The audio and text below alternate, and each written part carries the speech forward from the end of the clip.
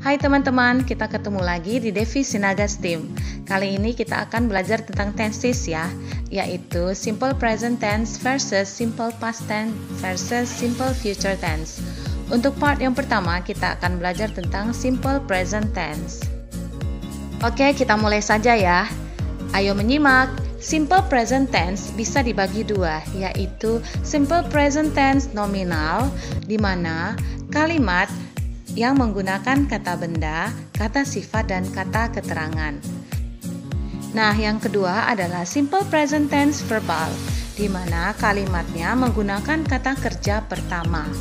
Oke, kita mulai. Untuk simple present tense nominal, rumusnya adalah subjek ditambah to be di sini adalah is, am, are, lalu ditambah pelengkap atau komplement. Pelengkap di sini bisa menggunakan adverb, adjective, atau juga noun. Nah, untuk rumus kalimat positif, negatif, dan pertanyaan, teman-teman bisa lihat pada layar ya. Adjective kita bisa gunakan seperti white, beautiful, heavy, dan lain-lain. Adverb kita bisa pakai in, on, above, under, dan lain-lain. Oke, sekarang kita masuk ke simple present tense nominal, contoh kalimatnya. Di sini saya ambil contoh menggunakan subjek we. Untuk positif, we are students. Untuk negatif, we are not students. Untuk pertanyaan, are we students? Next, kita ke simple present tense verbal. Rumusnya adalah subject plus verb 1 atau verb SES ditambah objek. Itu untuk yang positif. Untuk kalimat negatif dan pertanyaan, teman-teman bisa lihat di layar. Nah, untuk simple present tense verbal ini ada syarat-syaratnya loh teman-teman. Subjek are, you, we, they, dan plural subjek menggunakan verb 1. Subjek she, he, it, dan singular subjek menggunakan verb SES.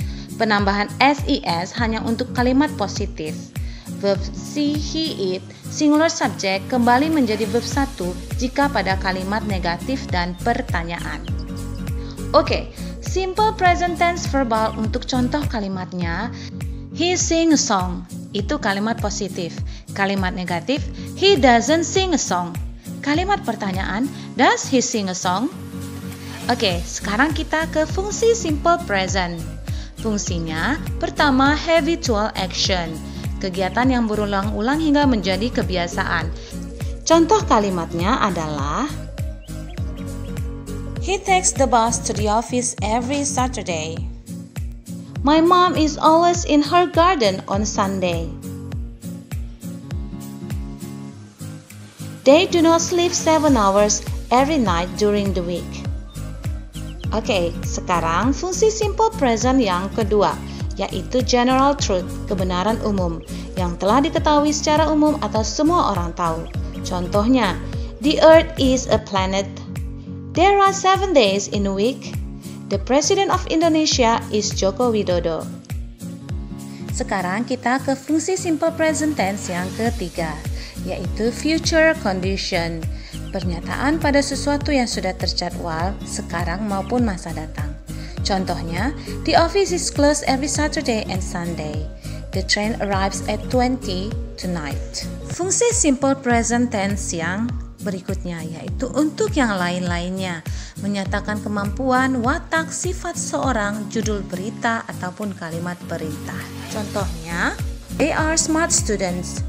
The title of the movie is Taken 3. She has to leave from the post office. I do not like the food.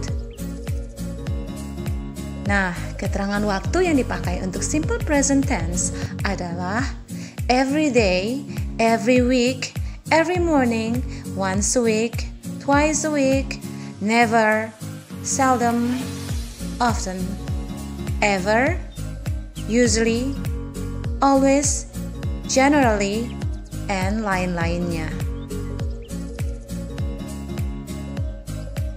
Nah, sekarang kita ke soal latihan. Nomor 1 sampai nomor 6. Teman-teman boleh kerjakan ya, dan beri jawabannya pada komen yang tersedia. Terima kasih teman-teman. Jangan lupa subscribe dan bunyikan lonceng notifikasinya Devi Sinaga STEAM. Sampai ketemu lagi.